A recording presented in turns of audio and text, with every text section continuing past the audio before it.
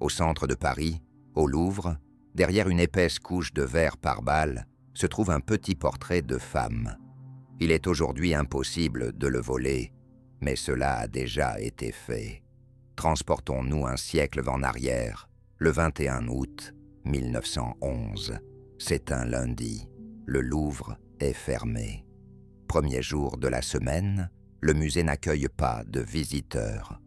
Dans ce vaste bâtiment, qui fut autrefois la maison des rois de France, il n'y a presque personne. Il est environ 7h30 du matin. Un homme en blouse blanche sort d'une petite pièce, plutôt d'une armoire, où sont entreposées les toiles. Il s'y est caché depuis dimanche.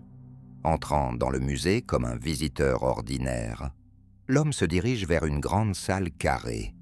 Sur les murs, seuls des chefs-d'œuvre de Titien, Raphaël et Véronèse. L'homme s'approche d'un petit portrait de femme, retire le verre de protection, sort le tableau du cadre, l'enveloppe dans un drap blanc et se dirige vers l'une des sorties du bâtiment. Le vol de l'œuvre d'art la plus célèbre de notre époque s'est déroulé de manière plutôt ordinaire. Cependant, personne ne pouvait prévoir les conséquences. Cette histoire ne concerne pas seulement les années de recherche des célèbres suspects et les doutes sur l'authenticité du tableau, mais aussi la manière dont ce vol a fait de la Mona Lisa de Léonard de Vinci le chef-d'œuvre incontournable de l'art mondial. Prends une petite pause, retournons quelques années en arrière, à ces merveilleuses époques sans masque, sans sceptique et sans quarantaine. En 2019, chaque jour, 30 000 personnes venaient admirer la Mona Lisa. Enfin, plutôt pour ne pas vraiment l'admirer. En réalité, il ne s'agissait pas tant de l'admirer que de la photographier ou de faire un selfie, mais peu importe. Chacune de ces personnes savait pertinemment. C'est le tableau le plus célèbre de la planète, et elles en avaient vu des reproductions sur des t-shirts, des sacs, des coques de téléphone et même du papier toilette. Pardonne-nous, Léonard. Je parie que la plupart des visiteurs ne comprenaient pas du tout la raison de tout ce battage, pourquoi la Mona Lisa est considérée comme un chef-d'œuvre. Pour être honnête, j'ai moi-même compris cela seulement en travaillant sur la vidéo. Avant de revenir au vol, essayons de comprendre ce que la Joconde représente pour l'art. Je vous promets que ce sera bref. Avant Léonard de Vinci, il y avait de nombreux grands artistes. Dans leur œuvre, ces célèbres prédécesseurs n'ont pas réussi à capturer la vie. Ils savaient en peindre les gens avec maîtrise, mais dans leurs tableaux, les personnages apparaissaient toujours figés et inanimés. De Vinci a résolu ce problème. Il a découvert la technique du sfumato. Léonard a bien étudié le fonctionnement de l'œil humain. Dans ses tableaux, les lignes sont légèrement floues et les couleurs se fondent doucement les unes dans les autres. Cela est particulièrement visible dans les coins. Il a découvert la technique du sfumato. Cela est particulièrement visible dans les coins des yeux et de la bouche de la Mona Lisa. Là, l'image est légèrement floue et se fond dans l'ombre. C'est précisément cela qui confère à la Joconde cette vivacité et ce mystère. Ce n'est pas le seul atout de la peinture. On pourrait encore longtemps discuter de chaque détail, du paysage, de la pose, des vêtements, et débattre sur l'identité du personnage représenté dans le portrait. Mais c'est un sujet pour une vidéo distincte. Ce qui est important, c'est qu'à la fin de sa vie, Léonard de Vinci a déménagé en France. Il a emporté avec lui cette peinture. Elle a été rachetée par le roi de France. Puis est venue la Révolution, la Bastille, la guillotine, la République. Le Louvre est devenu un musée et la Mona Lisa y a occupé une place d'honneur jusqu'en 1911, lorsqu'elle a été volée. Revenons maintenant au moment du vol. Un homme en blouse blanche, avec la peinture sous le bras, descend au premier étage du bâtiment vers l'une des sorties. Là, il fait face à un obstacle. La clé préparée à l'avance ne fonctionne pas. La serrure de la porte ne s'ouvre pas. On entend des pas derrière lui. Des ouvriers s'approchent de l'homme. Tout cela ressemble à une bonne scène d'un film criminel. L'homme avec le paquet dans les mains dit que la clé ne fonctionne pas. L'ouvrier ne se doute de rien, car devant lui se tient un homme en uniforme blanc, porté par de nombreux employés du musée. Finalement, l'ouvrier aide à forcer la serrure, et l'homme avec la Joconde dans les mains disparaît dans les rues de Paris. Environ 1 heure après cet incident, le régisseur du musée, en passant, remarque l'absence de la Mona Lisa sur le mur. Commence-t-il à appeler la police, à faire appel à la sécurité ou à donner l'alerte? Non, les photographes du musée prenaient souvent les toiles pour faire des clichés. C'est la première chose à laquelle pense le régisseur. Le lendemain, les visiteurs du musée, voyant l'emplacement vide, commencent à poser des questions. Les gardiens se dirigent vers le photographe. Celui-ci affirme qu'il n'a pas touché à la peinture. Il n'y a toujours pas de panique. Si la peinture n'est pas chez les photographes, cela signifie qu'elle en a été envoyée au nettoyage. Lorsque l'on découvre que ce n'est pas non plus la raison, les gardiens informent la direction. À ce moment-là, il devient évident, la Mona Lisa a été volée. Ralentissons une seconde. Beaucoup d'entre vous ont sûrement quelques questions. Comment? Il se dirige vers le photographe. Beaucoup d'entre vous ont sûrement quelques questions. Comment un seul homme a-t-il pu retirer si facilement une peinture du mur? Où est le système de sécurité et tout ça? Je rappelle que nous sommes en 1911 et qu'il n'y a rien qui ressemble à une alarme. La peinture a été retirée assez simplement. La direction du musée a par la suite justifié cela par des raisons de sécurité incendie, afin de pouvoir rassembler rapidement les toiles en cas de situation d'urgence. Une autre question se pose. Pourquoi le voleur n'a-t-il tout simplement pas découpé la toile et ne s'est-il pas enroulé dans un tube? Cela aurait été plus simple et n'aurait pas suscité de soupçons. En fait, la Mona Lisa n'est pas peinte sur toile, mais sur un panneau en bois. C'était une pratique courante parmi les artistes de la Renaissance. Heureusement pour le voleur, elle n'était pas très grande ni très lourde, environ 80 cm de long et pesant environ 8 kg. Ainsi, la Mona Lisa a été volée. Plus de 24 heures après le vol, la police parisienne commence les recherches. À ce moment-là, la véritable renommée des dragons de Mariche commence. Au début du XXe siècle, la principale capitale mondiale. C'est là que se développent les technologies, la science et bien sûr, l'art. La disparition de l'une des œuvres majeures. Mariche, au début du XXe siècle. La disparition de l'une des œuvres majeures d'art dans la ville la plus célèbre du monde suscite un écho sans précédent. À ce moment-là, en 1911, la Mona Lisa occupait déjà une place d'honneur parmi les chefs-d'œuvre mondiaux. Cependant, l'art de haut niveau était réservé à une élite restreinte.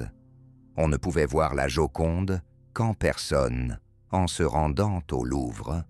Et oui, des reproductions étaient également imprimées, mais elles étaient peu nombreuses. En résumé, le grand public ne savait pas à quoi ressemblait la Mona Lisa. Tout change en un jour. Juste après le vol, la police de Paris imprime des milliers de tracts de rue concernant la disparition de la peinture.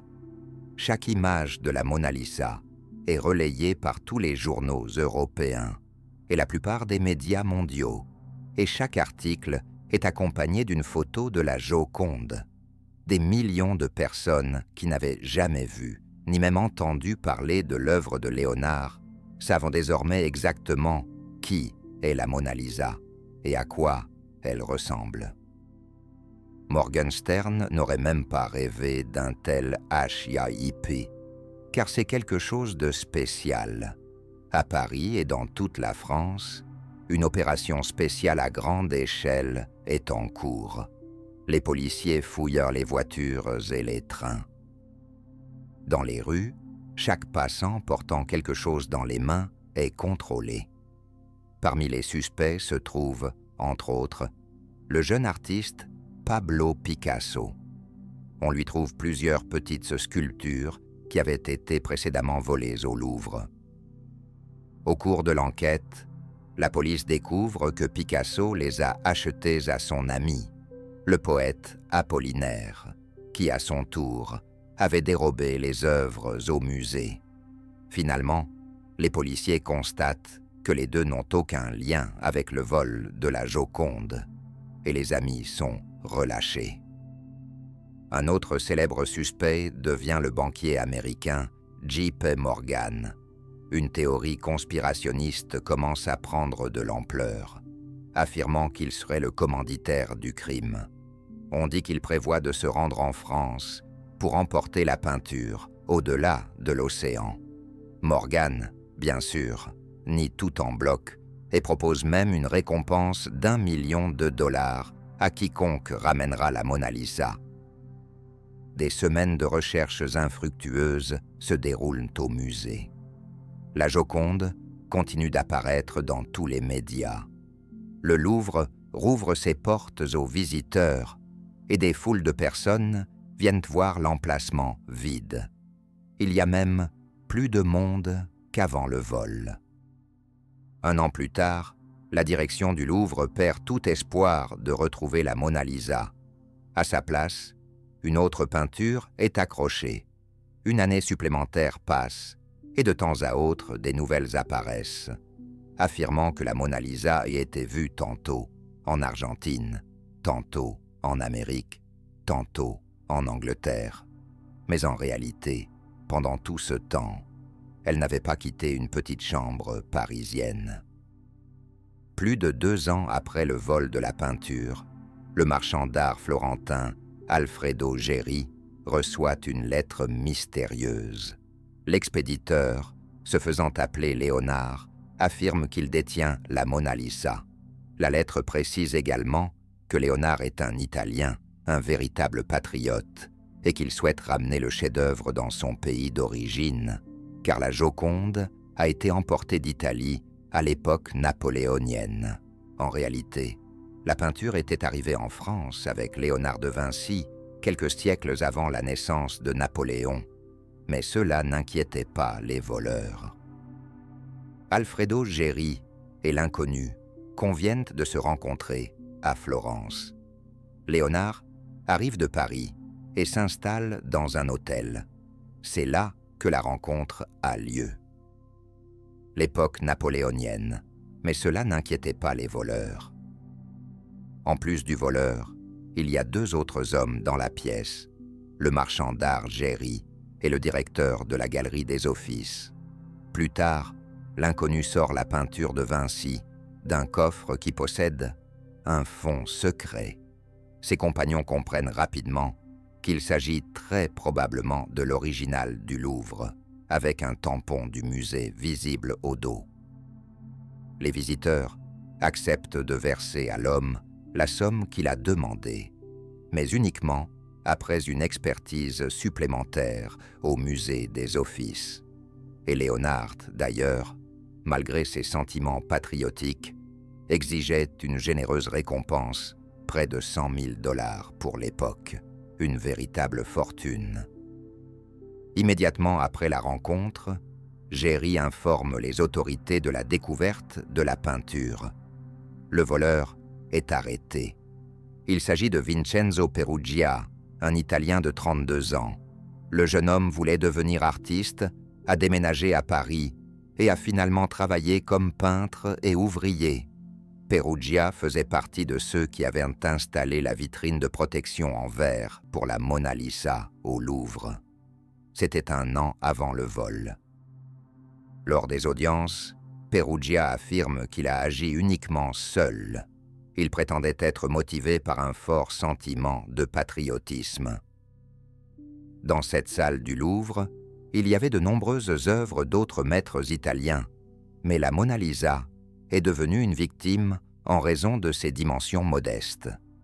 Au tribunal, tout ce discours patriotique ne passe pas, et Vincenzo reçoit une leçon, 7 mois de prison. Mais comme, à la fin du procès, il avait déjà passé plus de temps en détention, il est simplement libéré. Il est amusant de noter qu'après un certain temps, il déménagera à nouveau en France et y passera le reste de sa vie. La Mona Lisa revient à sa place au Louvre après plus de 2 ans d'absence, désormais en tant que célébrité mondiale. Dans les quelques jours suivant le retour de la Joconde, le Louvre est visité par près de 100 000 personnes.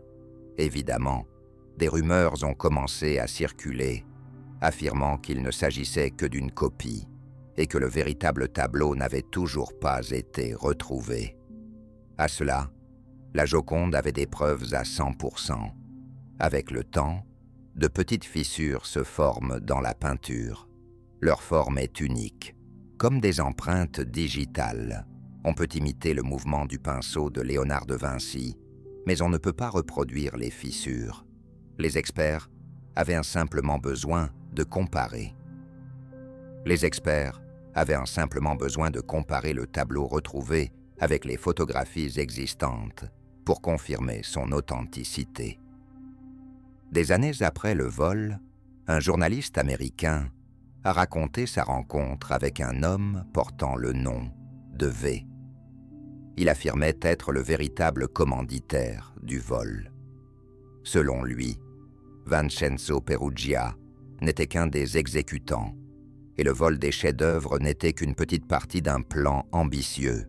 Veda avait longtemps été impliqué dans la contrefaçon et la vente d'objets d'art. Un jour, une idée géniale lui est venue à l'esprit. Il savait qu'il y avait de nombreux clients fortunés en Amérique capables d'acheter les trésors volés du Louvre.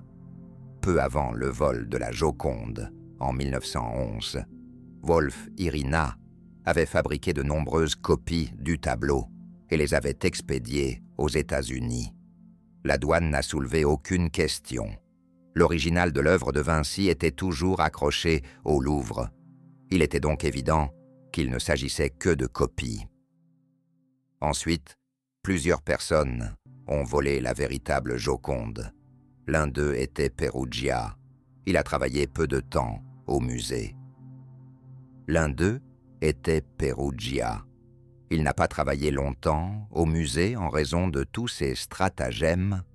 Après que la nouvelle se soit répandue dans le monde entier, il n'a pas été difficile pour Alfarena de convaincre les acheteurs américains qu'il vendait le véritable original volé. Les clients, quant à eux, gardèrent le silence et conservaient discrètement les contrefaçons chez eux. Il est étrange de se vanter d'avoir acheté un chef-d'œuvre volé. Wolf Irina a ainsi vendu des dizaines de contrefaçons et gagné une fortune. Le plan parfait a été ruiné par Vincenzo Perugia. Il ne s'est pas contenté de sa part et a décidé de vendre l'original. Ce qui s'est passé ensuite, vous le savez déjà.